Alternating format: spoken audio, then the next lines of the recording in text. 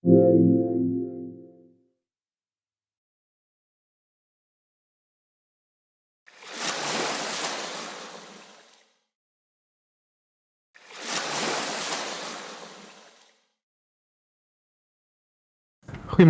dames en heren.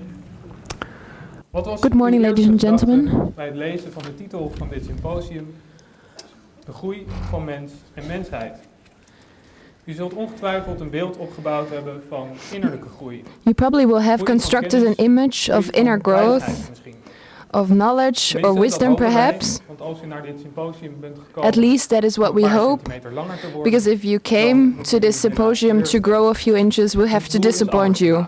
We have a different goal. Maar als we het hebben over de groei van mens en mensheid. But when we talk about the growth of man and mankind, what is this growth?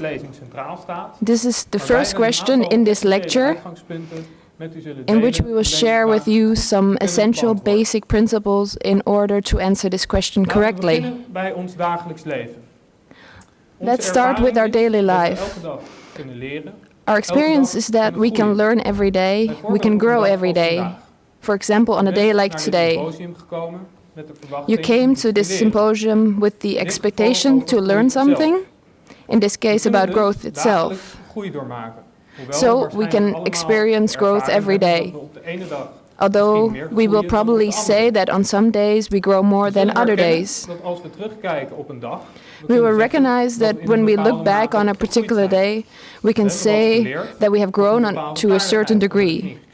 We have learned something, or we have mastered a certain skill. However, when we look back at a night of sleep, then we will not so easily say that we have grown. At most, we can say that we have processed the experiences from the previous day. So we grow mainly during a period of being awake, and we process this growth during sleep. This cyclical process of activity and intermission is much more universal than we might think. Actually, during this symposium, we will try to make it clear to you that everything proceeds cyclical, and that cyclical movement is a universal law of nature, just as universal as our free will with which we can steer the cyclical movement to growth. Let us reason from our daily experience. We recognize that we grow when we are active, and we process this when we are sleeping. But what exactly is active and what is resting? We learn some things during a day, so we're growing. We go to sleep, we process that what we have learned, and then we wake up again. If we have grown, then in a certain way we must be different than when we were the day before. Still, there will be only a few people who might think there's something different. But who or what are we then? What in us stays the same while we grow every day? Who or what is it that grows? Without the answer to this question, we cannot find a good answer to the question what growth is. So also this question, what is it that grows, will be answered during this lecture. But to do so we must take some steps in our mind. Growth demands an open mind to start with, the willingness to investigate matters we don't know yet. To think we know everything already is a very effective braking mechanism for growth. Because why should we open to learn something if we think already know it all? It's like Socrates, who concluded after his verification of the statement of the oracle of Delphi that he was the wisest man in Athens was. He was the wisest because at least he knew nothing, as opposed to everyone else who claimed they knew without knowing anything for real. What do we really know about the things we perceive? Doesn't our daily experience confirm that our perception is limited? We can illustrate this with a simple example. We observe a phenomenon, for example, the cyclical phenomenon of ebb and flood, the tides. We can ask ourselves what causes this phenomenon. Our observation tells us that the water floods the land during high water and it pulls back during ebb tide. But when we expand our view and we open up our minds for the forces of nature, we come to a very different conclusion. We know now that the gravity of the moon attracts the water on the earth. This causes a bulging in the ocean, which moves with the moon that circles around the Earth. The moon circles, as we know, around the Earth in 27 days. And the Earth rotates around its axis in 24 hours. Ebb and flood are therefore caused by a combination of the movement and gravity from the moon on Earth and the rotation from the Earth around its axis. But because the Earth rotates faster around its axis, then the moon rotates around the Earth. So it's not really that the tides are caused because water flows over the Earth's surface and pulls back again, but in fact it's the Earth's surface that pushes against the water. That we see this different in first instance is because we always tend to judge everything from our own point of view. If we want to prevent to rush taking wrong conclusions, we will have to think from within ourselves. If we, for example, go a step further and ask ourselves what causes gravity or rotation of the Earth around its axis, we would have to say that contemporary science has no answer to the question yet. Perhaps we can create an opening here by including, besides the scientific approach, which is focused on external phenomena as perceived by our senses, also the inner observations with the aid of philosophy and religion. This is what we call Theosophia, a synthesis of science, philosophy and religion, literally called divine wisdom and also called old wisdom, because it is as old as man himself. How do we think that Theosophia can answer the question, what is growth? And finally also the question, what is growth? We'll start with some essential principles. We can recognize that behind everything we see, all phenomena we can observe, there is an active force working. Just like the ebb and flood are being caused by a combination of the rotation of the Earth with the rotation of the Moon around the Earth, and the rotation of the Earth and the Moon around the Earth itself are caused by another force behind that.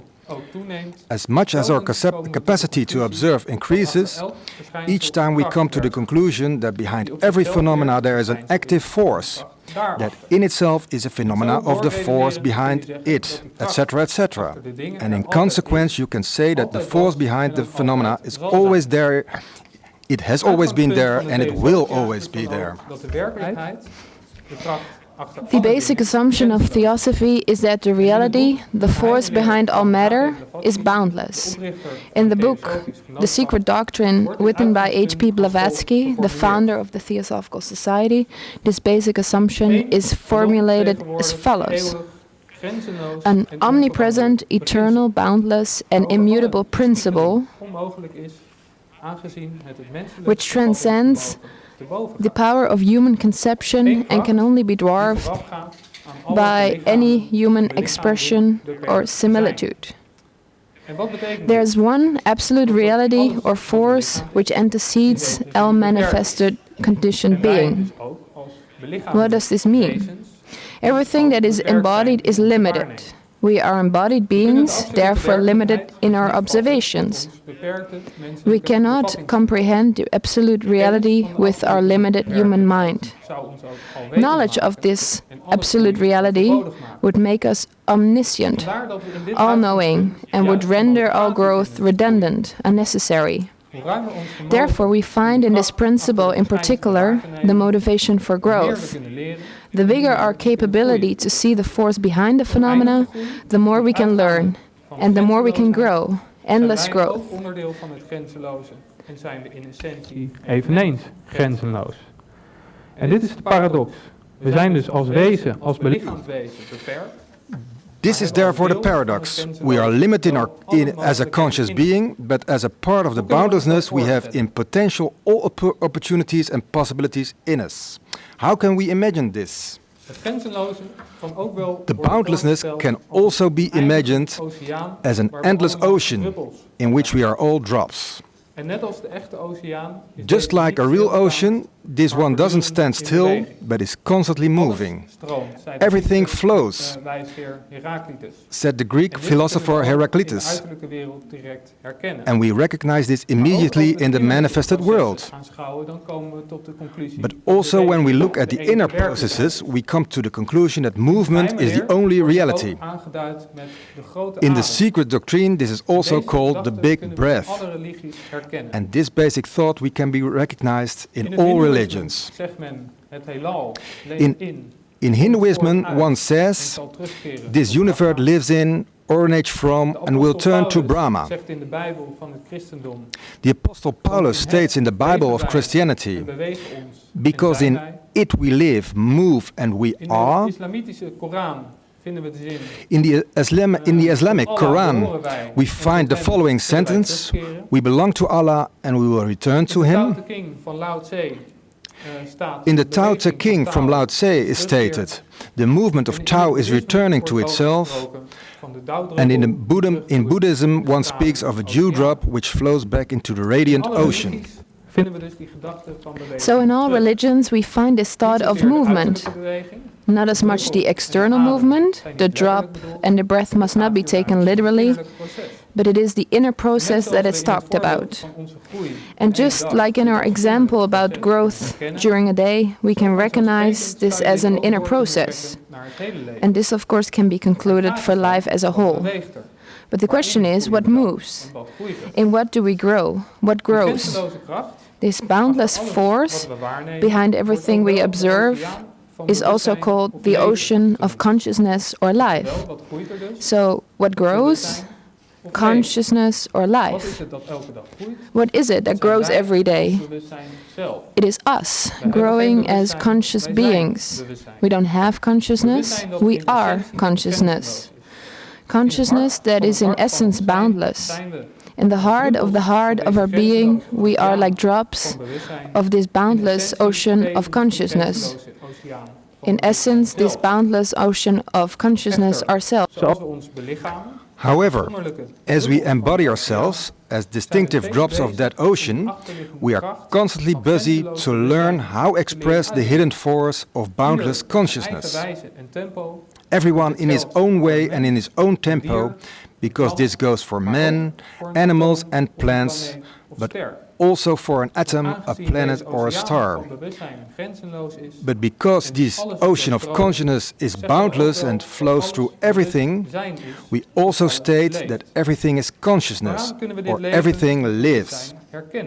What are the characteristics of this life or consciousness? Plato gives us the following universal characteristics by which life can be recognized. The ability for self-movement, and to be an object of action, and to be able to react. Self-movement and reaction to the environment can directly be noticed in both man and animal. In the kingdom of plants, we also see the sunflowers rotating towards the sun during the day. And we also see that minerals, ever so slowly, can turn themselves into crystals. And there is research that shows that the growth of plants is influenced by music, and that the shape of crystals, for example when water gets frozen, can also be influenced by music or words from the surroundings. On a micro level, we can recognize the spinning of an electron as self-movement. And in the macrocosmos, we see similarity, the rotation of the planets around their axis and the rotations around the sun. And the literal explanation is turning around this point of universal. Therefore, also in this life we can recognize a life according to Plato's explanation. The idea that stars and planets live is actually very old. In ancient times it was common knowledge that planets and stars are the external shapes of cosmic life. For example, the meaning of the Greek word zodiac, the circle of stars which are in the same plane as our solar system, is literally a ring of circles of living beings. And the literal translation of universe is rotating around a point. Building on the idea of the infinite boundless ocean, everything is life, and according to the definition of Plato, we can recognize this. In all the examples we encounter rotation and cyclical movements, even in the names. According to Plato, the most perfect shape of the universum is therefore a circle. The sun is circular, just like the planets or space itself, and every energy which is bound to the sun, every ray of light, will, at the end of its course, return to its starting point, because it describes a circle. And this is what Einstein meant with his idea of a bended or curved space, in mathematical terms. And this is what, in Theosophia, is called the law of cycles. Eventually, we'll always return to our starting point. So movement is cyclical, like the cycle of water, the evaporation from the ocean, which returns as rain back on Earth, flowing back through the rivers to the ocean. How can we define this cyclical movement? From Theosophy, cyclical movement is the originating cyclical movement of beings deriving from an inner force, in which they live through phases of activity and rest. The inner force, the infinite or boundless consciousness or life itself, the big breath, causes it all. That force has always been there, is present everywhere, and will always be there. So there is no start or end. Just like you can't point out a start or end on a circle.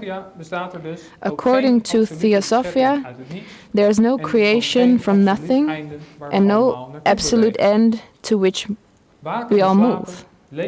Movement within the cosmos is eternal and continuous. Cosmical movement is temporary and periodical. Why is this rest needed? Because each life is composed and everything has its own tempo at a different level. We can recognize this in our daily lives. We cannot play for hours on end on the piano performing the same exercise. Our hands need the rest, while in our head the music will play, and in our heart the music will touch the heart of others. But by resting, before we repeat our exercise, we learn to play better and better. The consciousness cannot express more than the development of the vehicle allows it to. We notice this fact also in the cooperation between men. The teacher must adjust his tempo to that of his students. We don't teach a child everything we know in one long lesson, but always in cycles of lessons, semesters, etc. This cooperation between beings in nature is more universal than we perhaps realize. There are a lot of cyclical movements of higher beings, for example the rotation of Earth around the Sun, which causes cyclical phenomena for lower beings, for example the four seasons. We can use these cyclical movements to our benefit if we gain knowledge on these movements and apply this knowledge.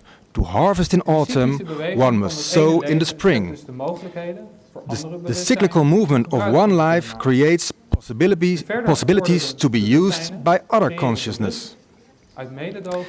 The higher, more advanced consciousnesses create, out of compassion, a sphere and cooperation in which lower beings will be inspired and can ascend individually. The less advanced consciousnesses can use these spheres within the possibilities they have developed. The silent guard, that's how we call the most spiritual being in a hierarchy of life, whether this is an atom, a person, a planet or a star, has infinite patience until all life within its sphere has reached relative perfection. In the ocean of life, nothing is separated. Everything is interconnected. So apart from the self-movement, the action, there is always the answer, being moved by the entity we are part of. The reaction. We also speak of life within life, cartwheels into cartwheels, cycles within cycles, which are always formed by consciousness. Therefore, cycles are periods of consciousness made by consciousness or beings and experienced by consciousnesses or beings. Like the waves in the ocean, there is always cooperation and interaction. The mathematician Fourier proved that we can describe every vibration as a combination of waves. Every pattern can be seen as constructed by a keynote and a top note, each with its own strength, a sum of sinus and cosinus functions. In the famous printing, The Big Wave of the Japanese artist Hokusai, you can see the repetition within the waves very clearly. And so we find ourselves on many different waves. But as we all know, you don't feel movement on a very big wave. Just as you do not feel the rising or the lowering of the tides when you are in the ocean. Or another comparison, the starry sky looks rather static to us, even though the sun moves with a, for us, dazzling speed of 220 kilometers per second around the center of our Milky Way. Because cycles are circular movements, we can recognize time periods fairly accurate. For example, the Earth moves around its axis in 24 hours and in 365 days around the Sun. But because it's a consciousness that moves, this is not a mechanical process. Every being has developed its own certain speed and is attracted by an environment which he feels in sync with, and therefore can develop optimally. This can be compared with a school in which everybody sits in the grade that fits his or her level and learning abilities or tempo. Cycles do not always run like as in a mechanical process, perfectly in the same rhythm, because every being has got a free will. This phenomena is called in science the unpredictable variation.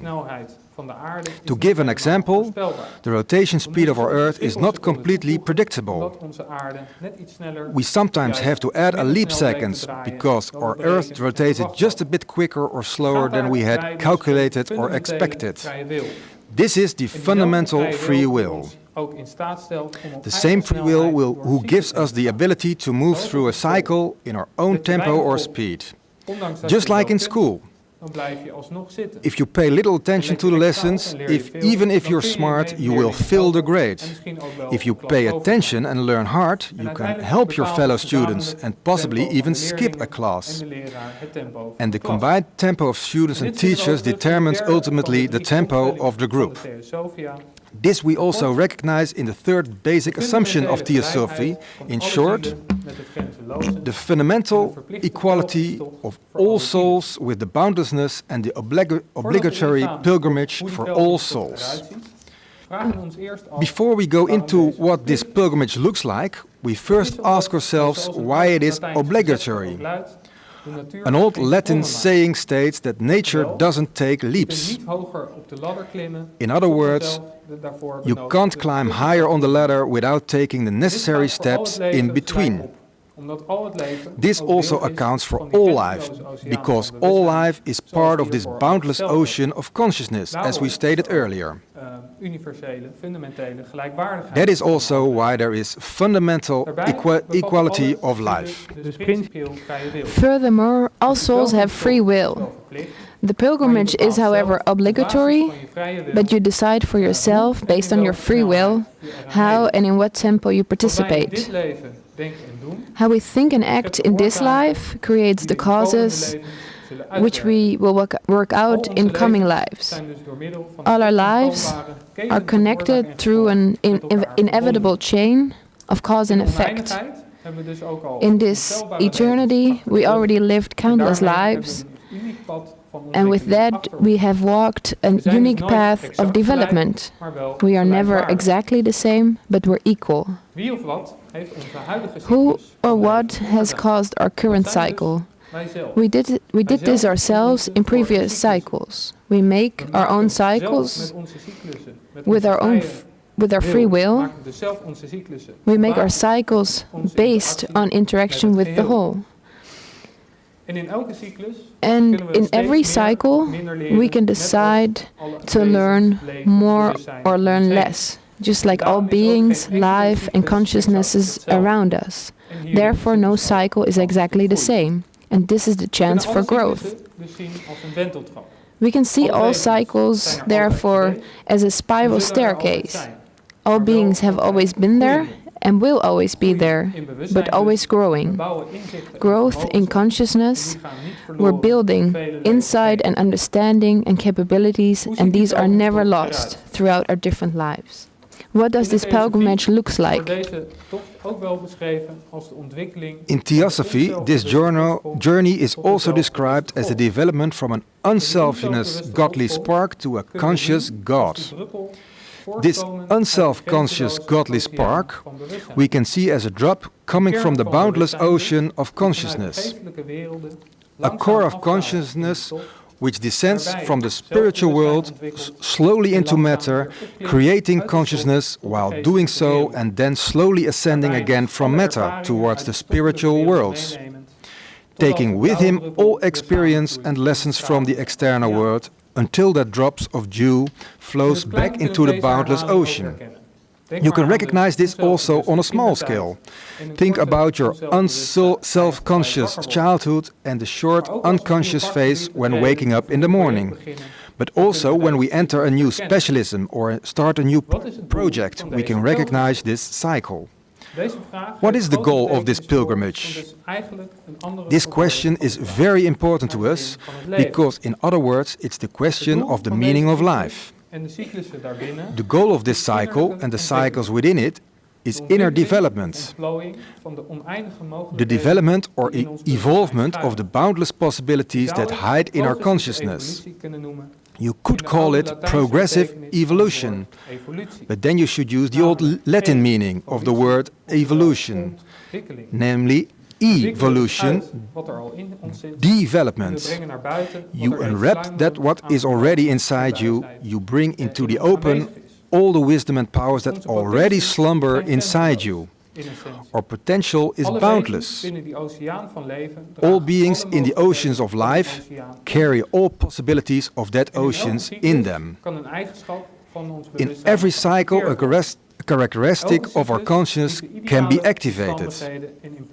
Every cycle offers ideal circumstances and impulses to active certain characteristics.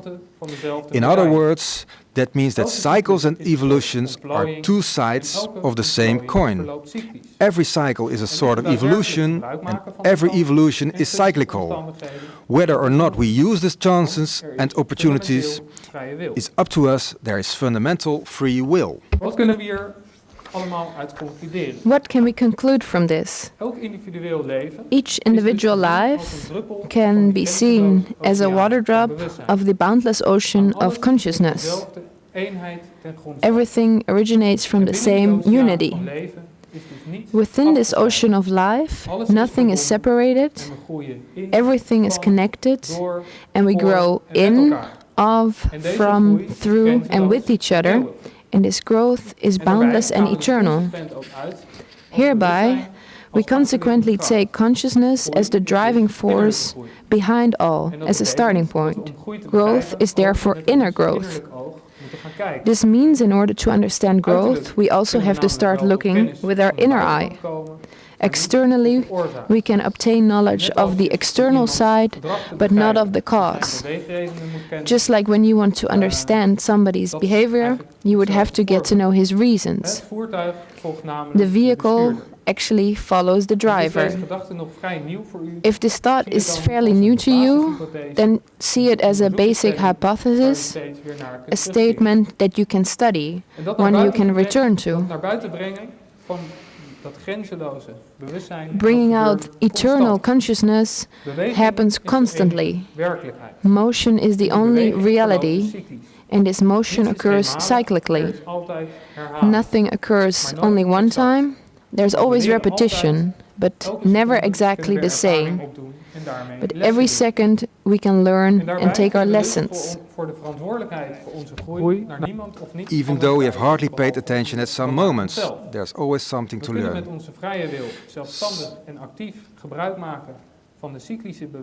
We can Sorry. Om in de herfst te kunnen oogsten, moeten we To harvest in autumn, one must sow in Daarbij spring. groeien we dus nooit alleen, And maar therefore, altijd in we samenwerking always grow met anderen. together and never alone. Kortweg gezegd, In elk short, leven zingt zijn eigen lied every en gezamenlijk being vormen we sings his één own song, groot and together orkest. we form a huge En met deze cosmic gedachte orchestra. kunnen we goed onderbouwd And antwoord with this geven thought, op de we can vraag die we aan provide het a begin van well-argumented deze answer to the gesteld question hebben. which we asked at the beginning of this lecture: what is growth?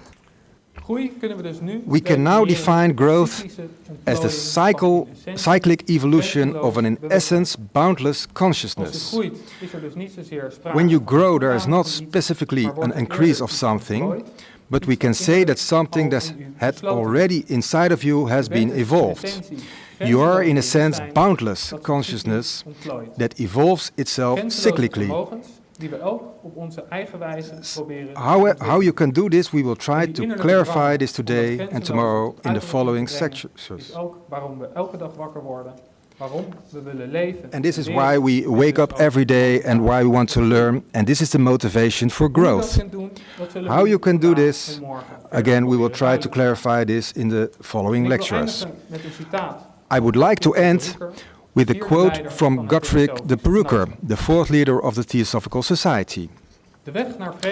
The road to peace, strength and ineffable bliss is through remembering, and to act in accordance with the memory that we are all integral parts of the greater life in which we live. This greater life is at its turn only one in a crowd of the other greater lives. We all together form another even bigger life. And this is part of the background, the ocean of consciousness, who without us being aware of it, flows its ways through us. Thank you for your attention.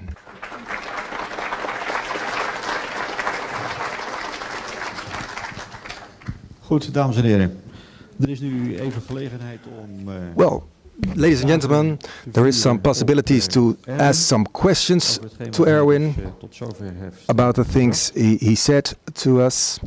Er lopen mensen, als het goed is, rond met een microfoon. There are people walking around with a microphone, so if you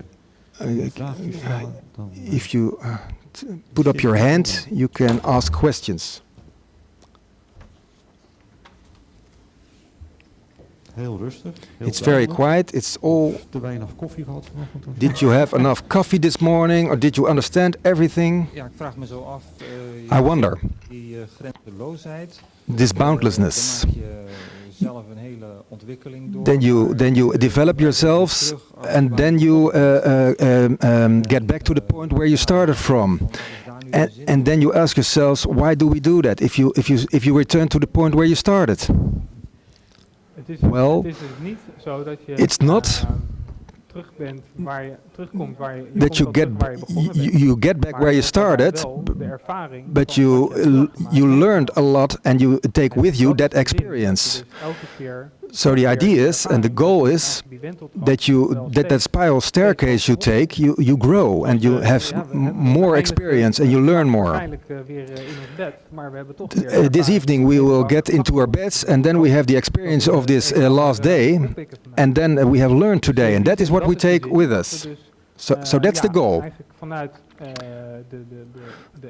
So the experiences we take, we develop our consciousness each day. My name is Van Heijn, I come from Oegstgeest.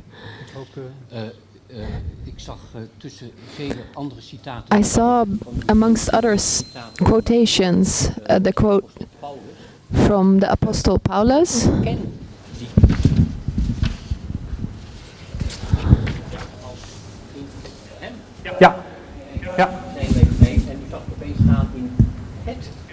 Because in it we live, move and are. I can't hear this, sorry. Hebt u dus iets ongewoons gekozen. Dat is interessant. Misschien kunt u er iets over. Ja, heel bewust. It's about the choice he made for this quotation. Als je gaat kijken naar die vertaling. When you look at the translation from the Hebrew text, is het inderdaad, it is kun je dat op twee manieren you can vertalen. translate it in two ways, it or him. According to Theosophy, we don't take the God outside of us, we take it from the boundless ocean which we're all dropped from. And very conscious we translated the word with it, because that's what we in principle are. In the Hindus they say we are it, and we think that gives a more, it connects better to the thought where it comes from, according to Theosophical, that we are part of a boundless consciousness. If you want to know more about this, you can find the book, The Fundamentals by Gottfried de Brugger, and in that book it says more, it gives more explanation on the translation. Originally, the Greek. Oh, it's the Greek. Ja, natuurlijk, ja. Yeah.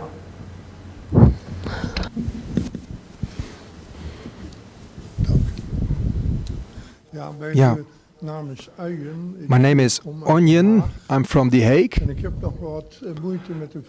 And I have some difficulties with the free will. I read about this free will a lot the last couple of years. And my conclusion is that this free will is nothing, that the free will is all about your upbringing, about your experiences. And the sphere which was in your family, and so there's no free will, it's all an effect from that circumstances. I can see that from my brothers and sisters, my grandfather, and I can see, and that's my conclusion more and more, that free will is very limited. It's all in me because of what I have experienced and the people I come from. I'm Freemason, so I'm very in these things, and this is something I'm struggling with. It's not easy if we just look at the lives at our daily lives. But if we think of the idea of consciousness, then we can recognize that we come back into the same patterns, the same cycles. But it's the same thing that if you work, you choose your line of work in free will, and then you go there from Monday to Friday, and that looks like a cycle and a very limited free will. But you chose for that profession. And so, on a different level, as consciousness, and we think the essence is eternal and will come back every life. So we have a lot of endless choices, and all these endless choices we make about with our free will. But the effects, of course, we encounter. So in our family, we meet people with which we had in previous lives, for example, had a certain bond with. So also this environment is our choice. And in all aspects of life of our lives, we can recognize this. And you should not look at external things. Why am I a football player, or why am I in a certain orchestra, but what are my aspects of consciousness, the aspects of consciousness which I can recognize in a certain surroundings. So I get more insight in the choices which you've made yourself. And if you're not satisfied with the surroundings, or you want to give the surroundings another quality, you can work with that yourself. So the environment is a mirror for yourself. So you have a fundamentally free will, that's what we say. So you have always the choice to form your surroundings and to give another direction to your life. Is that an answer to your question? Yes. You know, the biggest problem we encounter is that we do not realize that the choices we make can be very binding. So you are in a certain situation and you want to get out of the situation and you have to do a lot of activities and it doesn't work. So there's always a possibility to work, to change your surroundings, but you have to do that every hour, every day. You have to look to yourself, do I want this or do I want to go to another situation? But today and tomorrow we will get to that in other lectures. Is there any other questions?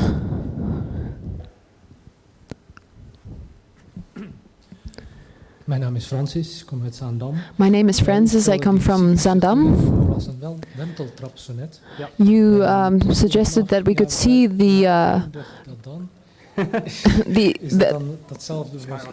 like a spiral trap. Where does it end? And if something has to move, what comes after that? Well, that's maybe not very clear, but the pilgrimage is, you can see that as one class, one school class is amongst endless number of other classes. We're doing our exam in that class and then we go to a next class. And we don't know what that one looks like. But we do take Boundless as the principle. But this pilgrimage that we see within this life, and then after that we go towards the next class and we develop our consciousness further. And maybe this is good, because what if it's over, then we've learned all this, and then what? To me it seems a very pessimistic approach. You can call this a very optimistic view. But there are a lot of periods of rest, so it's not endless and tiring. You can rest in between the phases. Are there any other questions? We have some time. Ik ben Arthur en Haar. Ik heb zo'n vraag aan de Theosophical van wat jullie met groei bedoelen. Dus, wat ik toen niet begrijp is dus dat het een groei is van lessen, van ervaringen. You learn from lessons or experience. But maar is er dan geen evolutie van bewustzijn? Is there no evolution of consciousness? Jouw ziel, de identiteit die jou belichaamt, heeft laten zien van we een bepaalde mate van voortgang bereiken, een bepaald niveau van creatie neer kunnen zetten. Hoe denkt de filosofie daarover? I hope I'll. Ik denk of ik uw vraag goed begrijp. Let's see if I understand your question. We think that growth is evolution of consciousness. So in the core, in potential, we have everything inside of us, and because of experiences, day to day, life to life, we develop more and more of these possibilities. And you can see certain different qualities in that. And the more we are focused on certain qualities in this consciousness, the better we get, and the better we grow, and the faster we grow. And we can steer this. Was that your question? Ja, je kunt daar natuurlijk, het is altijd relatief. It's always relatively. Cycles are always relative. Je kan natuurlijk wel, zoals je inderdaad in een school een bepaalde ontwikkeling. For example, in a school, when you go through a certain development, a certain phase, you can compare this with getting adult. When do you get? When are you adult? When do you grow from child to adult? You can pinpoint this. It's it's a phase. So you can recognize certain moments in your life that you took steps and that you growth. The quarter fell, you know, that you get a new insight, and I understood something, but this is. And of course, you should learn. You had learned, and then suddenly you saw something very clearly. And these are phases. Misschien dat ik u kan helpen door. Maybe I can help you by creating a huge cyclic plan. We say that everything is life, and minerals can develop themselves so they can go to the plant kingdom, and from there to the animal kingdom, and from there to the human kingdom, and from there towards being gods.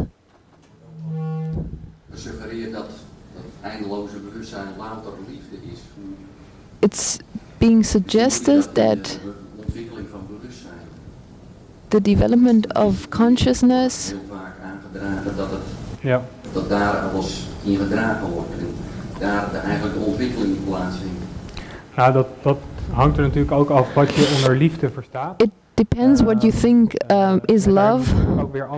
We all have our own idea about this. Maar ja, ik zou het al zelf.